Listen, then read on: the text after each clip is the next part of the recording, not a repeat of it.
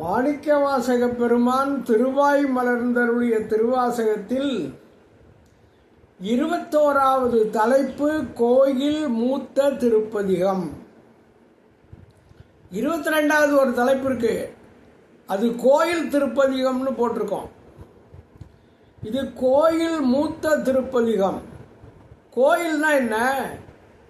சைவர்களுக்கு கோயில் என்றால் சிதம்பரம் நடராஜர் கோயில் தான். சும்மா கோயில்னு சொன்னாலே அது சிதம்பரத்தை குறிக்கும்னு நம்ம புரிந்து கொள்ள வேணும். வைணவர்களுக்கு கோயில் என்றால் ஸ்ரீரங்கம். அவங்க ஸ்ரீரங்கம் கோயில்னு சொல்ல வேண்டியதில்லை, கோயிலுக்கு போறேன்னா ஸ்ரீரங்கத்துக்கு போறேன்னு அர்த்தம்.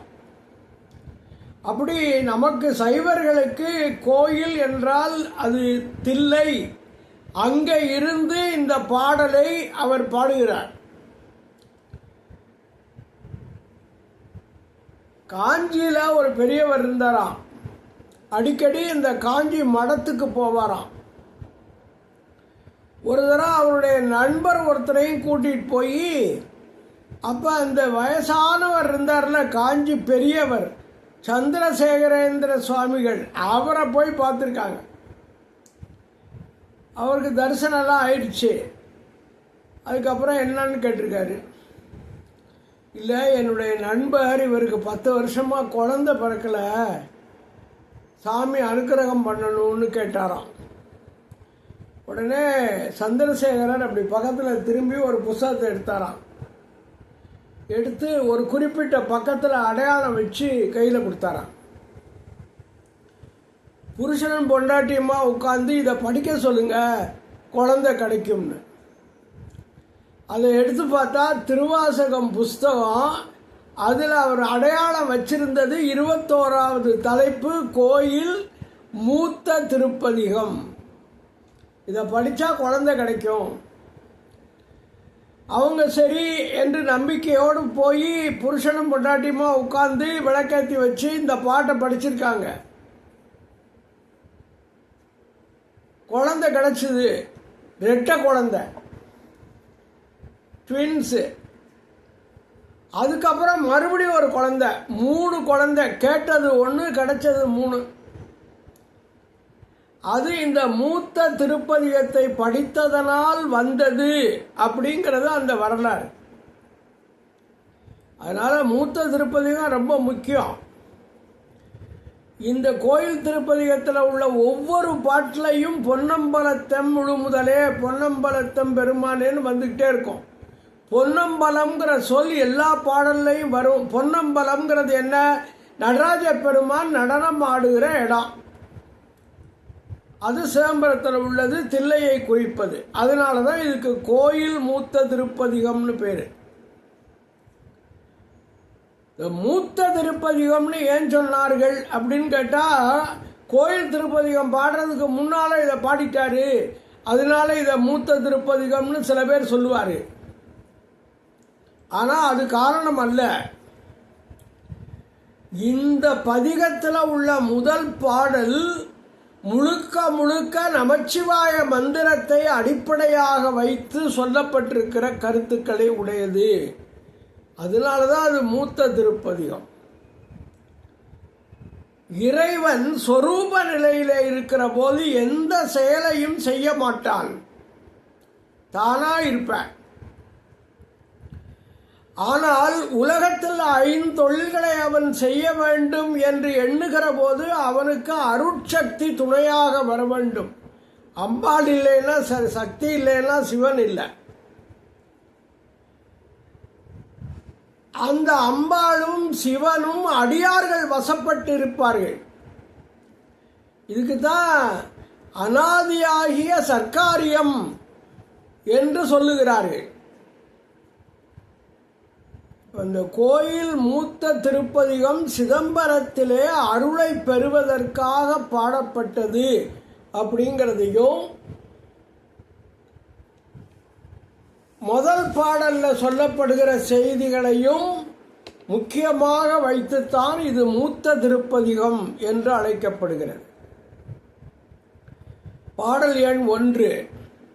உடையாள் உன்றன் நடுவிருக்கும் உடையாள் நடுவுள் நீ இருத்தி அடியேன் நடுவுள் இருவீரும் இருப்பதானால் அடியேன் உன் அடியார் நடுவுள் இருக்கும் அருளை புரியாய்.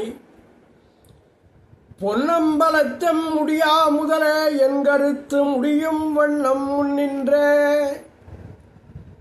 உடையாள்னா யாரு? பராசக்தி. எம்மை ஆளாகவும் யாவற்றையும் உடைமையாகவும் உடைய உமையம்மை, அதான் உடையாள். அந்த உடையாள் எங்க இருக்கலாம்? சிவபெருமான் நடுவில் இருக்கலாம். உன்றன் நடு இருக்கும் சொரூப நிலையில் உன்னிடத்தில் அடங்கி இருப்பாள். ஆனால் தொழிற்படுகிற போது உடையாள் நடுவில் நீ இருத்தி, அந்த உமையம்மையினுடைய நடுவில் நீ வந்துடுற. உடையாள் நடுவில் உடையவளாகிய உமையம்மையினிடத்திலே தடத்த நிலையில் நீ அடங்கி இருப்பாய். இப்ப அடியேன் நான் என்னுடைய நடுவில் என் மனசுல இருவீரும் நீங்க 2 பேரும் இருப்பதானால் அது உண்மையானால் அர்த்தம். அடியவனாகிய எனக்குள்ளே நீங்கள் இருவரும் இருப்பது உண்மையானால் அடியனாகிய நான் உன்னுடைய அடியார் நடுவுள் உன்னுடைய அடியார்கள் நடுவிலே இருக்கும் அருளை புரியாய். இருக்கின்ற திருவருளை நீ செய்வாயாக.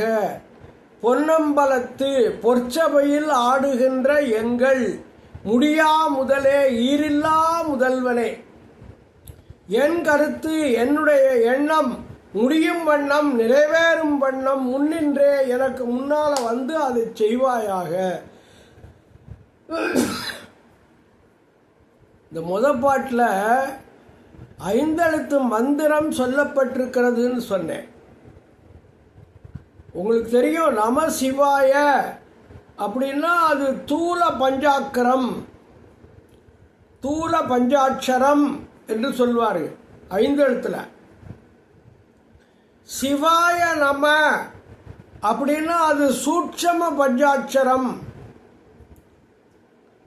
அதுக்கப்புறம் அதுவே மாறி சிவய சிவ அப்படின்னு சொன்னால் அதிசூட்சம பஞ்சாக்கரம்.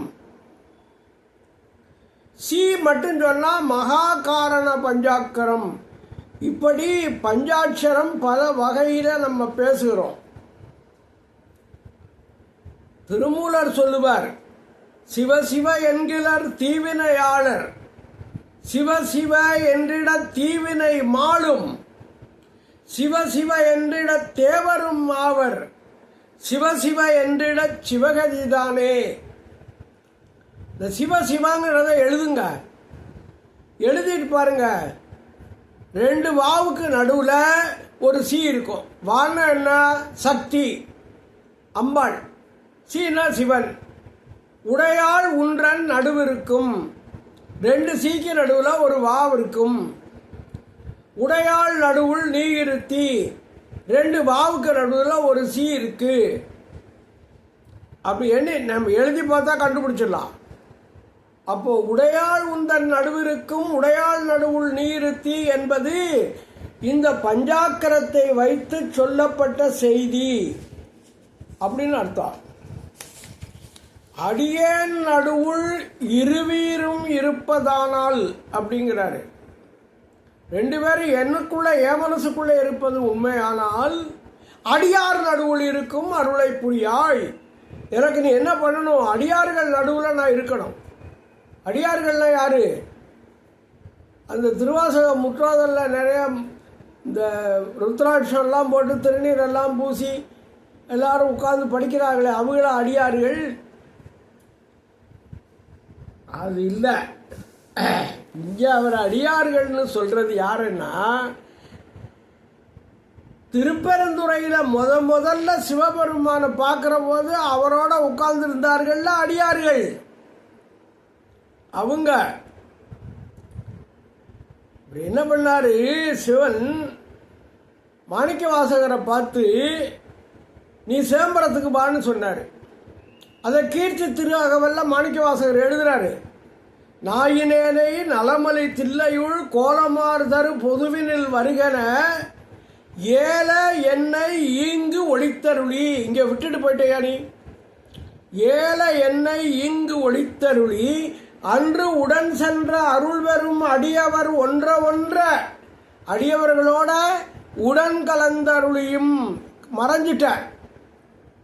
அப்ப போனாங்கள்ல அடியவர்கள், அவங்க தான் எனக்கு வேணும். அவங்க எங்க போனாங்க?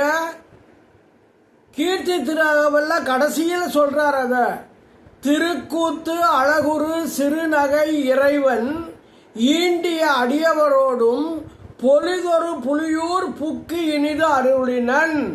புலியூர்னா சிதம்பரம்.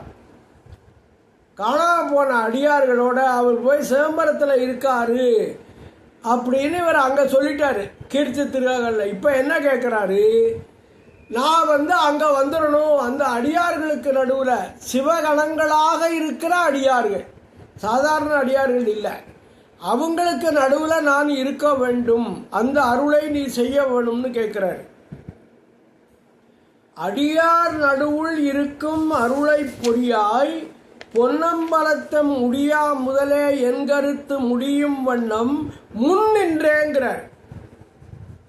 இந்த முன்னின்றேன்னா என்ன சார் அர்த்தம் அப்படின்னா, திருப்பெருந்துறையில் எப்படி குருவடிவாக இவர் கண்ணு முன்னால நின்று எல்லாவற்றையும் அருளினாரோ அதுபோல இப்பொழுதும் கண்ணு முன்னால நின்று பண்ணியா அப்படின்னு கேட்கிறாரு. முன்னின்றே அப்படின்னு அர்த்தம். என் கண் முன்னே தோன்றி அருள் செய்தவாறே இப்போதும் என் முன்னே தோன்றி அருள் செய்ய வேண்டும் அப்படிங்கிறது குறிப்பு. இது ஒரு அருமையான பாடல், நிறைய செய்திகளை அடக்கியிருக்கு. உடையாள் உந்தன் நடுவிருக்கும் உடையாள் நடுவுள் நீ இருத்தி அடியேன் நடுவுள் இருவீரும் இருப்பதானால் அடியேன் உன் அடியார் நடுவுள் இருக்கும் அருளை புரியாய் பொன்னம்பலத்தம் முடியா முதலே என் கருத்து முடியும் வண்ணம் முன்னின்றே. அடுத்தது பாடல் எண் 2.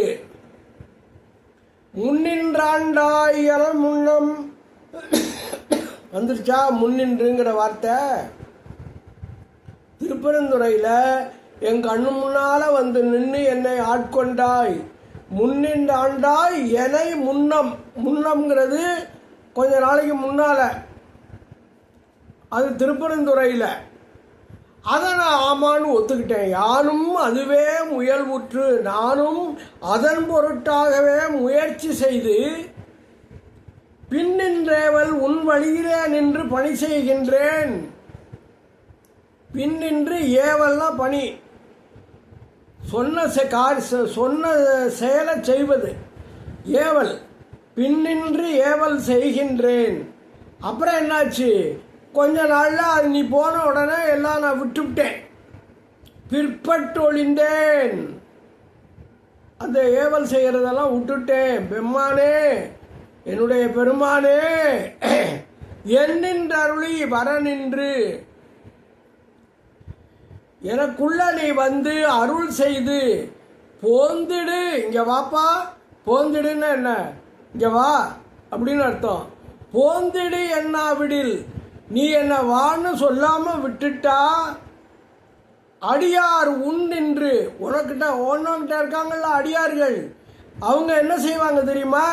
இந்த ஆள் யாரு அப்படின்னு கேட்பாங்க. இவன் யார் என்னாரோ என்னை பார்த்துட்டு அவங்கெல்லாம் உங்கள்கிட்ட கேட்பாங்கப்பா, இவன் யாருன்னு கேட்க மாட்டாங்களா? என்னென்ற அருளி வர நின்று போந்திடு என்னாவிடில் அடியார் உன்னின்று இவன் யார் என்னாரோ பொன்னம்பல கூத்து உகந்தானே, பொன்னம்பலத்தில் கூத்தை விரும்பி ஆடுகிற பெருமானே அப்படிங்கிறது இந்த பாட்டு. முன்னின்றாண்டாயனை முன்னம் யானும் அதுவே முயல் உற்று பின்னின்று ஏவல் செய்கின்றேன் பிற்பட்டொழிந்தேன் பெம்மானே. என்னின்றருளி வர நின்று போந்திடி என்னாவிடில் அடியார் உன் நின்று இவனார் என்னாரோ பொன்னம்பல கூத்து உகந்தானே.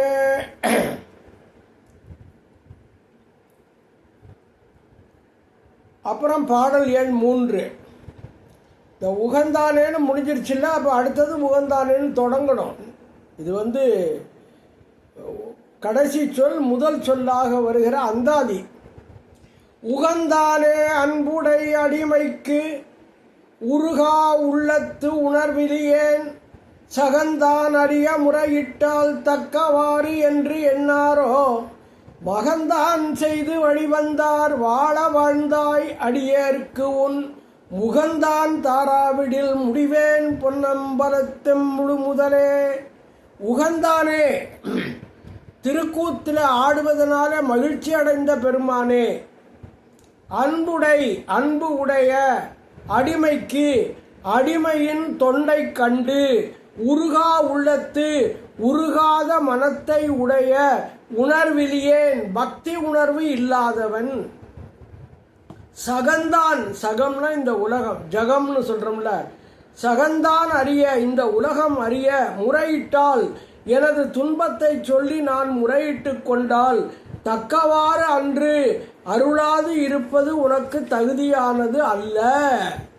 தக்கவாறு அன்றுனா அருளாது இருப்பது தக்கதில்லைன்னு அர்த்தம். அப்படி அடியவர்கள் சொல்ல மாட்டார்களோன்னு கேட்கிறார். என்னாரோ உன் அடியார்கள் சொல்ல மாட்டார்களா? மகந்தான் செய்து இவரு அந்த நீ சிதம்பரத்துக்கு வான்னு சொல்லி காணாம போனார்ல, அப்ப நிறைய பேர் தீயில விழுந்துட்டாங்க. இவருடைய பிரிவு தாங்காமல் தீயில விழுந்து அவரோட போயிட்டாங்களாம் செத்து.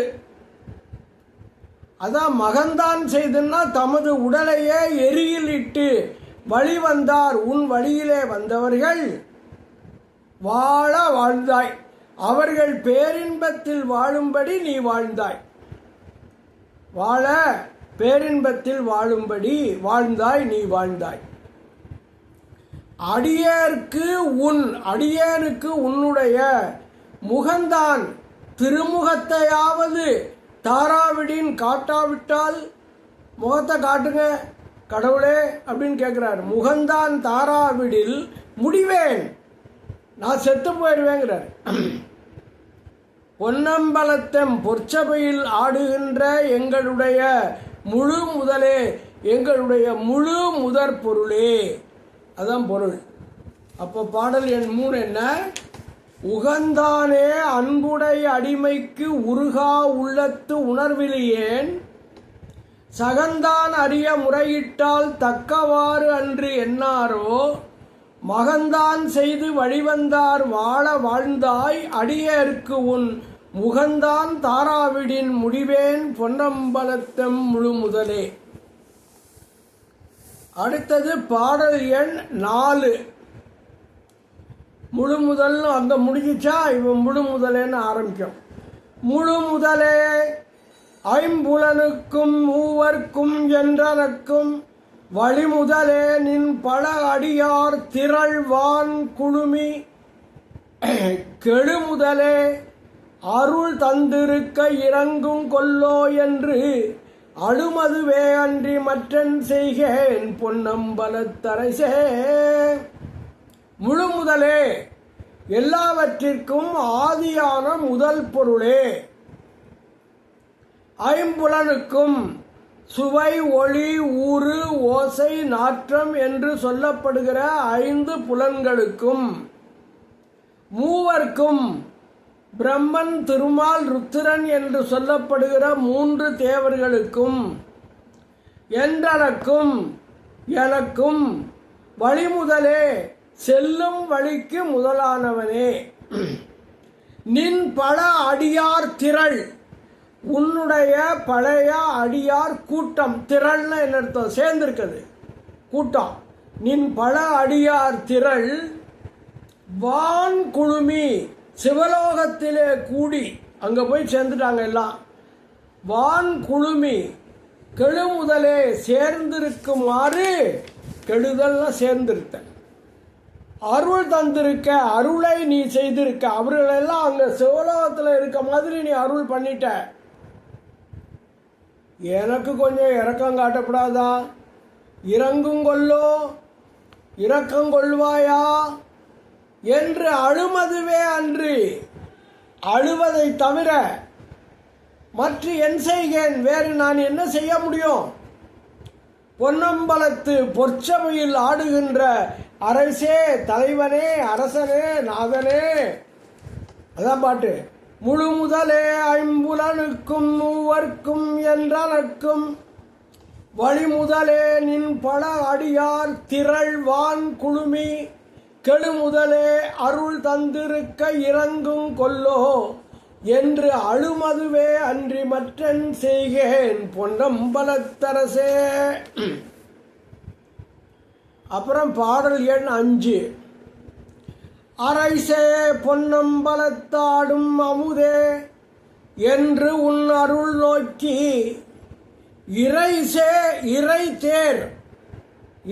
தேடுகிற இறை தேர் கொக்கொத்து இரவு பகல் ஏசற்றிருந்தே வேசற்றேன் கரைசேர் அடியார் கடிசிறப்ப காட்சி கொடுத்து உன் அடியேன்பால் பிறைசேர் பாலில் நெய் போல பேசாதிருந்தால் ஏசாரோ. அதாவது பாலை காய்ச்சி கொஞ்சம் சூடு ஆறின உடனே கொஞ்சம் மோரை ஊற்றி வச்சிட்டோம்னா அதுதான் பிறை சேர்ந்த பால். அதுக்குள்ளே என்ன இருக்கும்? அதுக்குள்ளே நெய் இருக்கும். நாளைக்கு தான் தெரியும். அது தயிர் ஆன பிறகு கடைஞ்சி எடுத்தால் தான் நெய் தெரியும். ஆனால் அதுக்குள்ளே நெய் மறைந்திருக்கிறது.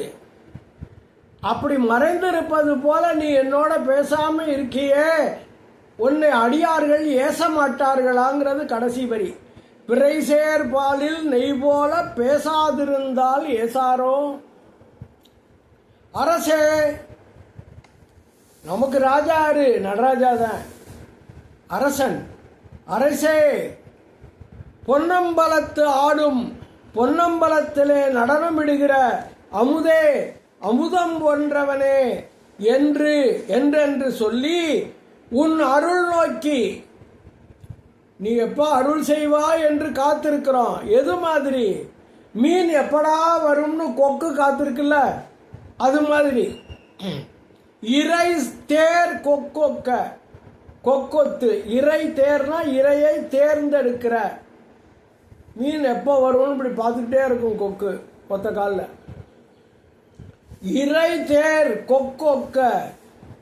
கொக்கொத்து இரவு பகல், இரவும் பகலும் ஏசற்றிருந்தே கவலைப்பட்டிருந்தே. ஏசற்றிருந்துன்னா என்ன அர்த்தம்? கவலைப்பட்டிருந்தே வேசற்றேன் இழைத்து போனேன். வேசற்றேன் இழைத்து போனேன். கரை சேர், என்ன கரை சேர்க்க மாட்டியான்னு சொல்றோம்ல, கரை சேர்னா முத்திக்கரையை சேர்க்கின்ற அப்படின்னு அர்த்தம். கரை சேர் முத்திக்கரையை சேருகின்ற அடியார் அடியவர்கள் களி சிறப்ப. நல்லா ரொம்ப சந்தோஷமா இருக்காங்க அவங்கெல்லாம்.